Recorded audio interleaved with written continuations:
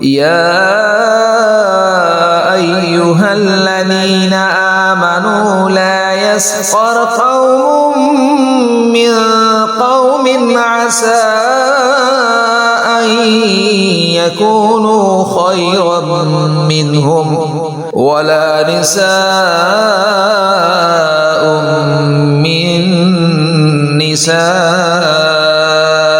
عسى أن يكن خيرا منهن ولا تلمزوا أنفسكم ولا تنابزوا بالألقاب بئس الاسم الفسوق بعد الإيمان ومن لم يتب فأولئك هم الظالمون.